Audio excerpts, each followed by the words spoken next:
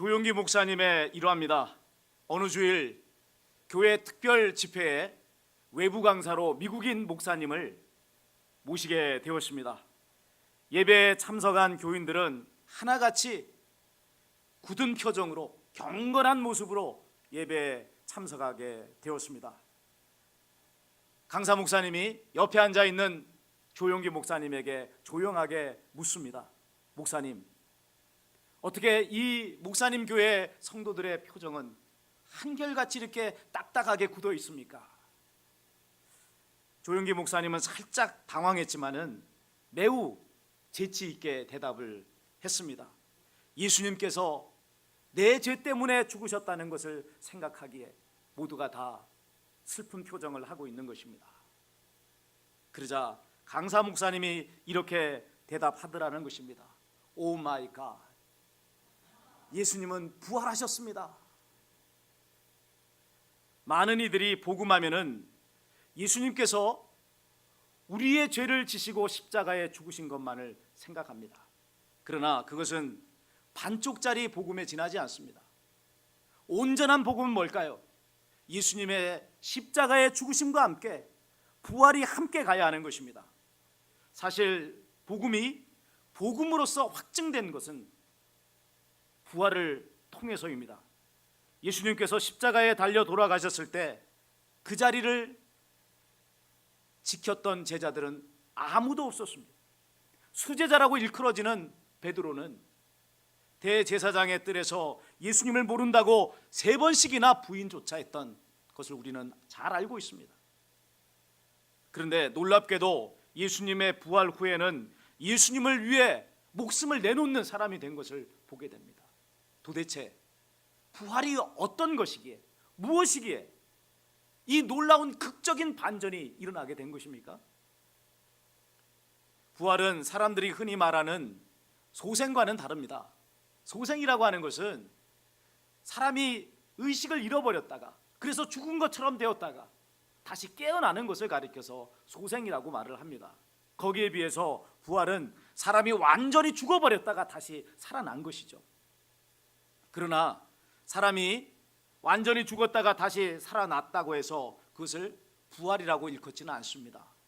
나사로의 예를 한번 들어봅시다. 나사로는 죽은 지 며칠 만에 살아났습니까? 4일 만에 살아났어요.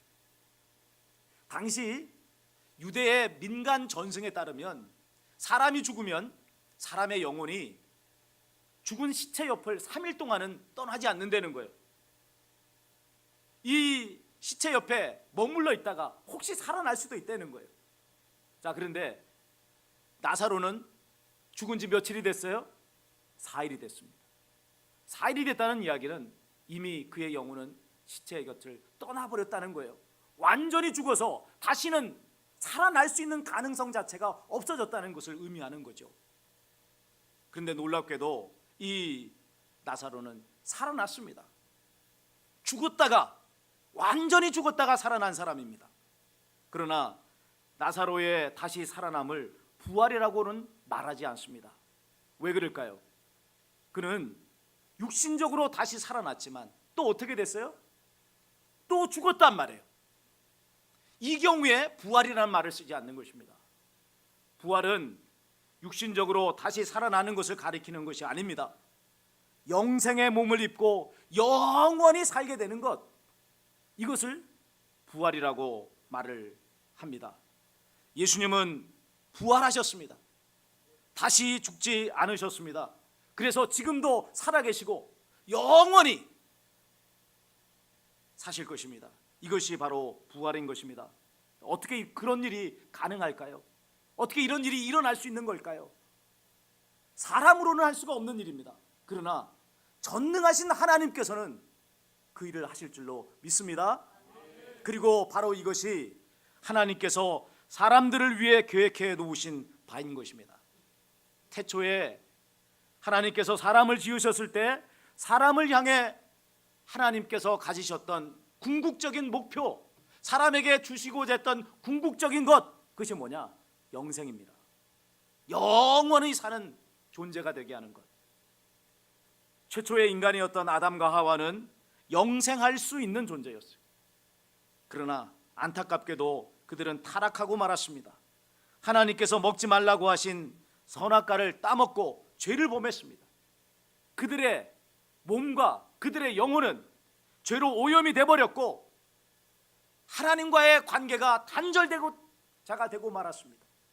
생명을 주시는 하나님, 생명의 근원 되신 하나님, 그들을 만드신 하나님으로부터 단절이 되었으니 그들에게 놓여진 것은 무엇입니까? 죽음이라는 것입니다. 영원한 생명을 잃어버렸고 죽어야 하는 존재가 되고 말았습니다. 그 끝은 영원한 지옥의 멸망입니다. 하나님께서는 이런 비극의 운명에 처해진 인간을 버리지 않으시고 그들을 구원하시기 위해 독생자 예수님을 보내주셨습니다. 하나님께서 인류를 죄에서 구원하시고 영생을 주시기 위해서 선택하신 방법은 하나님의 아들 예수 그리스도가 인류의 모든 죄를 대신 지시고 십자가에 죽어주시는 일입니다. 예수님께서는 성부 하나님의 뜻에 순종하여서 그 일을 완전하게 성취하셨습니다. 십자가에 달리셔서 돌아가실 때 하셨던 말씀이 있습니다. 뭐라고 말씀하셨습니까? 다 이루었다. 무엇을 다 이루었다는 거죠? 인류 대속의 그 사명을 다 이루었다는 것입니다. 인류의 과거와 현재와 미래의 모든 허물죄를 예수님께서 대신 치루어 주셨다는 것입니다.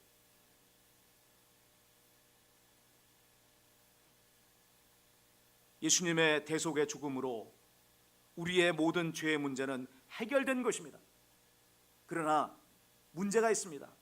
그것을 어떻게 믿을 수 있죠? 예수님께서 죄 없으신 하나님의 아들이라는 사실을 우리가 어떻게 알 수 있습니까? 그분의 죽으심이 인류의 죄를 대속하신 죽음이라는 것을 어떻게 우리가 알 수가 있느냐는 것입니다. 그것을 믿을 수 있도록 확증해 준 사건이 바로 부활인 것입니다. 하나님께서는 예수님을 죽으신 지 3일 만에 다시 살려내셨습니다. 그렇게 하심으로써 우리에게 세 가지의 중요한 사실을 확증해 주셨습니다. 첫 번째는 예수님께서 죄 없으신 하나님의 아들이시라는 것을 확정해 주신 것입니다. 여러분, 사람은 죽습니다. 왜 죽죠? 왜 죽는 거예요? 죄를 지은 죄인인 까닭에 죽는 겁니다. 죄가 없다면 죽지 않아요. 영원히 사는 존재입니다. 그런데 죄로 인해서 하나님과의 그 생명관계가 단절되었기 때문에 죽게 되는 역사가 일어나는 것입니다. 자, 그런데 예수님께서는 죽으신 지 3일 만에 다시 살아나셨습니다. 왜? 왜 하나님께서는 이 죽으신 예수님을 다시 살려내신 겁니까? 영원한 심판자이신 하나님 앞에 예수님이 섰을 때 그분은 죄가 없다는 것이 명백했기 때문에 하나님께서는 죽으신 그 예수님을 다시 살려내신 것입니다. 사망 권세를 깨트려 버리시고 너는 다시 살아나야 되는 존재야, 죄가 없는 자야 라고 확증하시며 예수님을 부활하신 것입니다.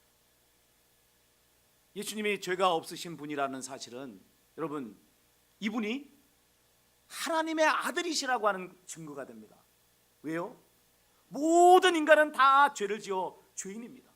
그러나 하나님만은 죄가 없으신 분이기에 이분이 죄가 없다는 사실은, 예수님이 죄가 없으셔서 다시 부활하셨다는 사실은 그분이 하나님의 아들이시라고 하는 것을 증거해 주는 사실이 되는 것입니다. 두 번째는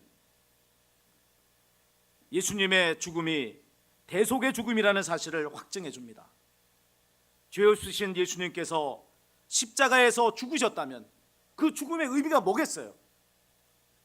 예수님은 죄가 없으신데 십자가에서 죽으셨어요. 무엇을 위해 죽어주신 겁니까? 그분 자신의 죄로 인하여 죽은 것이 아니라 인류의 모든 죄를 대신 지신 것이죠. 그러기에 이 예수님의 부활하심은 우리가 가진 모든 죄가 해결되었다는 것을 확증해주는 사건이 되는 것입니다. 사망 고세는 더 이상 예수님을 믿는 성도들에게 아무런 상관이 없고 어떤 능력도 발휘할 수 없다는 것을 여러분 확정해 주신 것입니다. 세 번째 확증은 예수님을 믿는 자들에게 생명의 부활이 기다리고 있다는 것을 알려주는 것입니다. 예수님의 부활을 가리켜서 부활의 첫 열매다라고 읽었습니다. 첫 열매라는 말은 무슨 이야기죠? 그 다음에 또 어떤 열매가 맺혀진다는 이야기죠?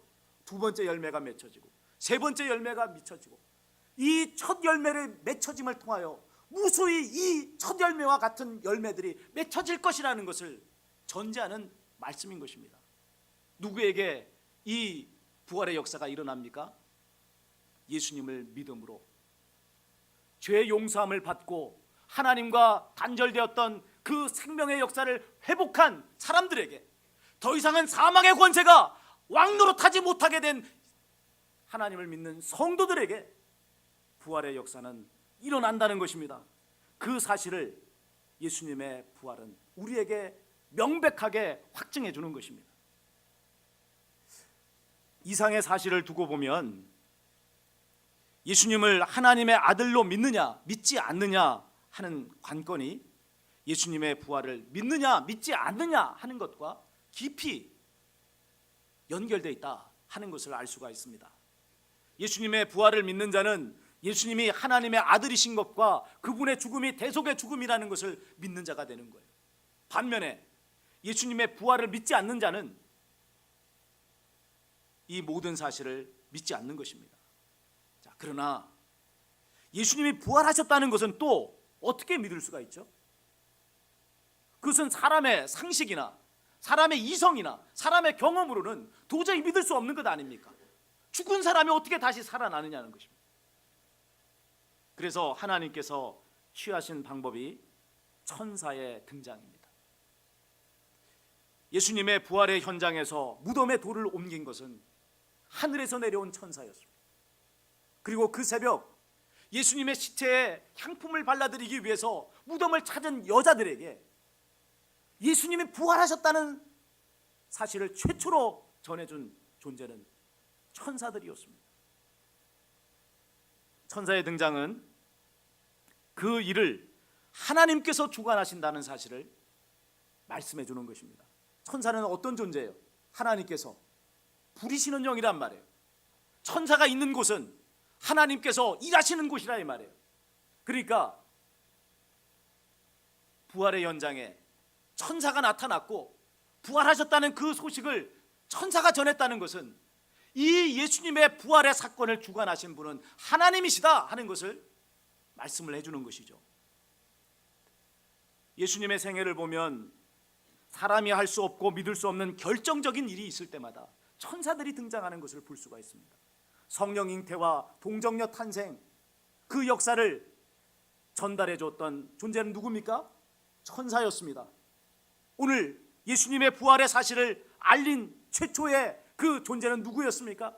천사였습니다. 또 이제 예수님께서 승천하시는 그 현장에서 사람들에게 갈릴리 사람들아 어찌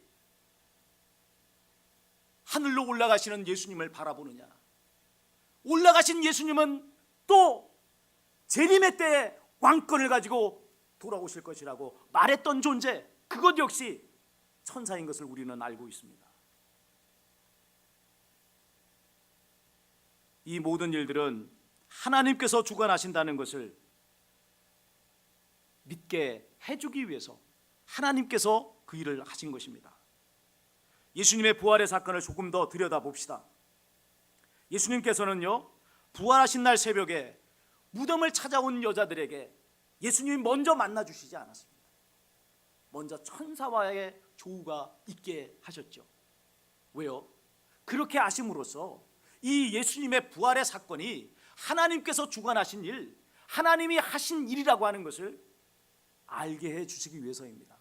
그리고 이와 동시에 또 한 가지 중요한 것이 있습니다. 말씀을 믿는 신앙을 심어주기 위해서입니다. 새벽에 무덤을 찾아온 여자들에게 천사가 한 말을 한번 우리가 찾아보겠습니다. 24장 5절에서부터 6절입니다. 좀 길지만 함께 소리내서 읽겠습니다. 여자들이 두려워 얼굴을 땅에 대니 두 사람이 이르되 어찌하여 살아있는 자를 죽은 자 가운데서 찾느냐? 여기 계시지 않고 살아나셨느니라. 갈릴리에 계실 때에 너희에게 어떻게 말씀하셨는지를 기억하라. 이르시기를 인자가 죄인의 손에 넘겨져 십자가에 못 박히고 제3일에 다시 살아나야 하리라 하셨느니라 한데, 여자들이 또한 제자들이 예수님의 부활을 믿지 못하고 낙심과 시르에 빠졌던 근본 이유가 무엇 때문이에요? 왜 예수님의 부활을 믿지 못한 것입니까? 예수님께서 이미 하신 부활하실 것이라고 하는 그 말씀을 믿지 않았기 때문에 그런 것이죠. 그런 점에서 천사들이 이 여자들에게 한 말은 단순히 예수님이 부활하셨다 하는 그런 부활의 소식을 전한 것이 아니었습니다. 그들의 불신앙을 책망한 것입니다. 말씀을 믿는 자가 되어야 될 것을 분명하게 각성시킨 것입니다. 오늘 우리가 살펴볼 본문 역시도 이 사실을 강조하고 있습니다. 예수님께서 부활하신 날 오후에 두 명의 제자가 엠마오로 내려가고 있었습니다. 그들은 당일 예루살렘에 있으면서 천사의 나타남을 보았다고 하는 여자들의 전언을 들은 사람들입니다. 또한 두 명의 제자 베드로와 요한이 여자들의 말을 듣고 무덤에 갔다가 그들이 말한 그대로 무덤이 그렇게 돼 있다는 것을 보았고 예수님을 만나지 못했다는 소식도 전해 들었던 사람들이었습니다. 그런데 왜 예루살렘을 떠나 엠마오로 내려가고 있는 것입니까? 예수님의 부활을 믿지 않았기 때문에 그런 것입니다. 그래서 시리에 빠져서 낙향하고 있었던 것입니다. 우리는 이 사람이 예루살렘을 이스라엘을 속량할 자라고 믿었노라. 이렇게 말하는 그들의 말 속에서 그들의 상심이 얼마나 컸는지를 우리는 가늠해 볼 수 있습니다. 여기서 우리는 두 제자가 예수님의 부활을 믿지 않고 시리에 빠져 낙향하는 근본 이유가 어디 있는가 하는 것을 확인할 수 있습니다. 그들 역시 여자들과 마찬가지로 3일 만에 다시 살아나실 것이라고 말씀하신 예수님의 말씀을 들었지만 믿지 않았던 거예요. 그 말씀을 몰랐던 것이 아닙니다. 그 말씀을 들었음에도 불구하고 믿지 않음으로 인해서 예수님의 부활이 일어났을 때 그것을 받아들이지 않은 것입니다. 예수님의 부활을, 예수님이 하신 그 부활의 말씀을 상징적인 어떤 일 또는 마지막 종말에 있을 일 정도로 치부해버린 것입니다. 그 결과 예수님께서 부활하셨다는 천사의 소식을 들었음에도 불구하고 그것을 믿지 않은 거예요. 더구나 부활하신 예수님께서 지금 그들과 동행하고 그들과 말씀을 나누고 대화하고 함께 하시고 계시는데도 예수님을 알아보지 못한 것입니다. 자, 15절과 16절에 이 말씀이 나오는데요, 제가 15절을 읽고 여러분이 16절을 읽어주시기 바랍니다. 읽겠습니다. 그들이 서로 이야기하며 문의할 때에 예수께서 가까이 이르러 그들과 동행하시나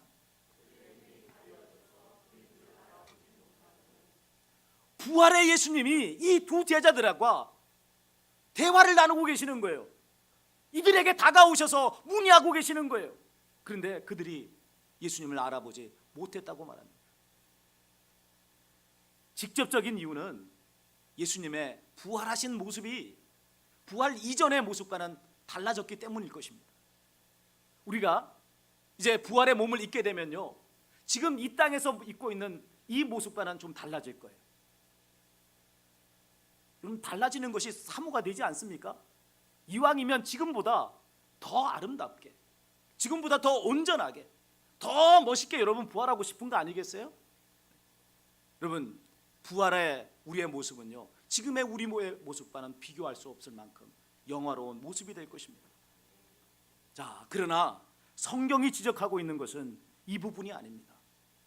예수님의 부활을 믿지 않음으로 그들의 영적인 눈이 가려졌다는 거예요. 그래서 부활하신 예수님과 동행하고 대화를 나누면서도 그분을 알아보지 못했다는 것이죠. 여러분, 예수님의 말씀을 믿지 않을 때 눈이 가려지고 모든 것을 제대로 영적으로 분별하지 못하는 사람이 된다는 것을 말씀을 해주고 있는 것입니다. 이런 제자들을 예수님께서는 크게 책망하셨습니다. 미련하고 선지자들이 말한 모든 것을 마음에 더디 믿는 자요, 그리스도가 이런 고난을 받고 자기의 영광에 들어가야 할 것이 아니냐. 그러시고는 길에서 모세와 모든 선지자의 글에서부터 시작하여 모든 성경에 쓴 바 자기에 관련한 그 말씀들을 자세히 풀어 설명하셨다라고 말씀하고 있습니다. 곧 부활의 빛 아래서 성경을 다시 풀어주신 것입니다. 그러자 그들의 눈이 조금씩 밝아지기 시작했습니다. 그리고 마침내 집에 들어가 예수님께서 축사하시고 떡을 떼어 주실 때 그들의 눈이 완전히 열려서 예수님인 것을 알아보게 되었습니다. 부활의 빛 아래서 성경을 보고 그때서야 비로소 예수님을 알아보게 되었다는 것이 의미하는 바가 있습니다. 그동안 사람들의 사고의 범주가 철저하게 사망 권세의 지배하에 있었다는 것입니다. 그러기에 부활을 믿지 못하였고, 그래야 여기에 성경이 말씀하신 예수님이 어떤 분이신지를 알지 못했던 것입니다. 그러나 이제 예수님께서 죽으신 지 3일 만에 부활하셔서 사망 권세를 깨트리심으로써 사람들의 사고를 지배하고 있는 사망 권세의 통제도 깨트려 버리신 것입니다. 부활이라는 하나님의 위대한 구원의 역사를 경험함으로써 사람들의 인식의 범주가 천국에 이르도록 무한대로 확장되어 버린 것입니다. 이전에는 천국이 어디 있어, 지옥이 어디 있어, 다 지어낸 이야기야. 왜 이런 이야기를 합니까? 사망 권세가 지배하는 생각을 가지고 있기 때문에 그렇습니다. 그러나 여러분, 이 예수님의 부활의 역사를 통하여 천국이 있지, 지옥이 있지, 이렇게 말하는 사람이 되는 것입니다. 또한 나 역시 예수님과 같이 생명의 부활로 나와 영생을 누릴 거야, 이렇게 믿고 고백하는 사람이 되는 것입니다. 어느 때요? 어느 때 이런 일이 벌어집니까? 부활의 예수님을 만날 때, 부활의 그 역사를 아멘으로 영접하게 될 때, 그럴 때 여러분, 사망 권세가 지배하는 생각이 깨져버리고 생명의 주님의 역사, 하나님의 그 놀라운 무한한 가능성의 역사가 열려지게 되는 것입니다. 이런 사람들에게 더 이상 예수님은 육신적으로 나타나실 필요가 없습니다. 항상 나와 동행하신다, 나의 성경을 풀어주시고 떡을 떼어주시는 분이시다 하는 것을 믿게 되기 때문에 그런 것입니다. 눈에 보이지 않는다고 해서 예수님이 계시지 않나요? 부활하신 예수님은 지금 나와 함께 하십니다. 지금도 내가 성경을 읽을 때 이 성경을 바르게 깨닫도록 옆에서 설명하시고 지도해 주십니다. 우리가 주님의 이 성만찬 예식을 거행할 때마다 주님은 우리와 함께 하셔서 내가 너를 위하여 내 몸을 주었노라, 내가 너를 위하여 십자가에 내 마지막 피 한 방울까지 흘렸노라고 말씀하시는 분인 것입니다. 부활의 주님을 영접하는 자에게는 육신적인 예수님이 꼭 나타나셔서 말씀하실 필요가 없는 거예요. 두 제자의 눈이 밝아져서 예수님이심을 알아보았을 때 예수님께서 그들에게 보이지 아니하신 이유가 이 때문입니다. 그들은 두리번거리면서 예수님이 어디 갔느냐고, 도대체 예수님이 어디 갔느냐고 찾지 않았습니다. 그들은 예수님의 부활하심을 믿었습니다. 그들과 함께 하심을 믿었고 이제는 새로운 사람이 되었습니다. 낙심과 시리에 빠진 사람이 아니라는 것입니다. 부활의 빛 아래서 예수님께서 하나님의 아들이심과 그분의 죽으심이 대속의 죽으심임을 알게 되었습니다. 부활의 주님께서 그들과 함께 하신다는 것을 온전하게 확신 있게 믿는 자들이 된 것입니다. 그 저녁 두 사람은 엠마오에 머물지 않았습니다. 큰 기쁨과 뜨거운 가슴을 가지고 예루살렘으로 돌아왔습니다. 그리고 제자들과 더불어 부활의 예수님을 만난 사실을 나누며 감격한 것을 볼 수가 있습니다. 부활의 예수님을 믿는 자, 예수님의 부활을 믿는 자에게는 여러분 큰 기쁨이 있고 뜨거운 가슴이 생겨나게 되고 성도와의 감격적인 교제가 있다는 사실을 믿으시기 바랍니다. 사랑하는 여러분, 예수님은 십자가에서 우리의 죄를 대속하시고 죽으신 것으로 생애를 마감하신 것이 아닙니다. 죽으신 지 3일 만에 다시 살아나셨습니다. 우리의 죄가 대속의 죽음이시라는 것을, 그분의 죽음이 대속의 죽음이라고 하는 사실을 확증해 주셨고 지금도 우리와 함께하고 계시는 것입니다. 그러기에 부활은요, 복음이 복음되게 하는, 복음을 확증해 주는 사건 가운데 사건이라고 말할 수 있는 것입니다. 예수님의 부활하심으로 우리는 죄 용서를 받았다는 것을 확신하게 됩니다. 영원한 생명이 나에게 주어졌다는 것을 확실하게 믿게 되는 것입니다. 부활의 비달에서 우리는 비로소 예수님을 통해 새 시대가 열렸고 새 피조물이 됐다는 것을 알게 되는 것입니다.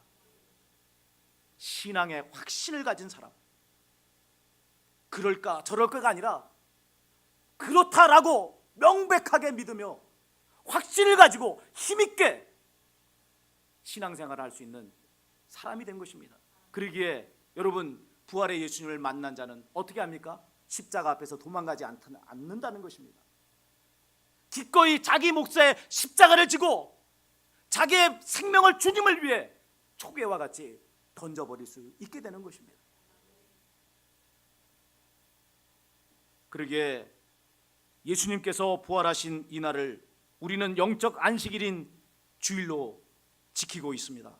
일찍이 이스라엘 백성이 애굽의 종살이에서 해방된 이 유월절을 기점으로 하나님께서는 이스라엘 자손에게 새 달력을 주셨습니다. 새 달력이라는 게 뭐죠? 새로운 시간을 주셨다는 것입니다. 너희는 이제 옛사람이 아니라는 것입니다. 새 사람이 되었고 새로운 시간을 살아가는 새로운 존재가 되었다는 것을 말씀해 주신 것입니다. 그랬던 것이 이제 유월절 어린 양의 실체 되신 예수님께서 우리 죄를 대신하시고 죽으셨다가 부활하신 이 안식 후 첫날, 곧 이 주일을 이제는 진정한 안식일로 지정하셔서 지키게 하시는 것을 볼 수가 있습니다.